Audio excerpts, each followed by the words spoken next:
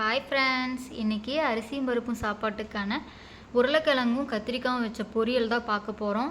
சூப்பராக இருக்கும். நான் சாப்பிட்டுட்டேன். நீங்களும் செஞ்சு சாப்பிட்டு பார்த்துட்டு கமெண்ட் பண்ணணும், சரிங்களா?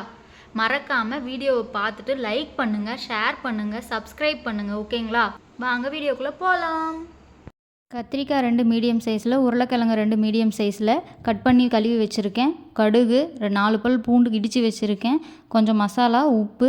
பாத்திரம் சூடாயிருச்சு, எண்ணெய் ஊற்றிட்டேன். எண்ணெய் சூடானதுக்கப்புறம் கடுகு போட்டாச்சு. கடுகு நல்லா பொரிஞ்சதுக்கப்புறமா கொஞ்சமாக மஞ்சத்தூள், மிளகாத்தூள், மல்லித்தூள், கறி மசாலாத்தூள், குழம்பு மிளகாய்த்தூள், இது எல்லாமே ஒரு ஸ்பூன் வர அளவுக்கு போட்டுக்கோங்க. மஞ்சத்தூள் மட்டும் ஒரு 1/4 ஸ்பூன் போட்டால் போதும். அளவு கரெக்டாக குவான்டிட்டி தெரியல. நான் அப்படியே வீட்டில் அரைச்ச மசாலா இல்லாதனால இந்த மசாலாஸ் போட்டுட்ருக்கேன்.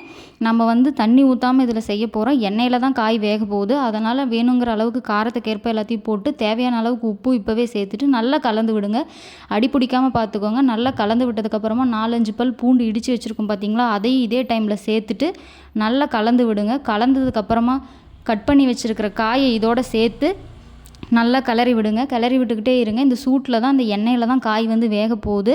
அதுக்கு டைம் கொடுக்கணும். நம்ம அப்பப்போ கிளறி விட்டுக்கிட்டே இருந்தோம்னா காய் ரெடி ஆயிரும். ரெடி ஆனதுக்கப்புறமா காயை நீங்கள் கையில் எடுத்து நசுக்கி பார்த்தீங்கன்னா உங்களுக்கு டிஃப்ரென்ஸ் தெரியும். காய் ரெடி ஆகிருக்கும். ஒரு 15 மினிட்ஸ் தான் டைம் எடுக்கும். இது அரிசியும் பருப்பு சாப்பாடுக்கு வேறு லெவலில் இருக்கும். கலர் பார்த்தீங்களா? கடைசியாக கருவேப்பிலையை கொஞ்சம் தூவி விட்டுட்டு இறக்கிருங்க.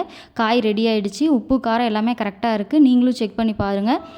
எல்லாத்தையும் ரெடி பண்ணதுக்கப்புறமா நீங்கள் அரிசியும் பருப்பு சாப்பாடோடு வச்சு சாப்பிட்டு பாருங்கள். வேறு லெவலில் இருக்கும். கண்டிப்பாக உங்களுக்கு இந்த வீடியோ பிடிச்சிருக்குன்னு சொல்லி நினைக்கிறேன். இதே மாதிரி மோர் வீடியோஸ்க்காக என்னோடய வீடியோவை சப்ஸ்கிரைப் பண்ணுங்கள், ஷேர் பண்ணுங்கள், லைக் பண்ணுங்கள். தேங்க்யூ.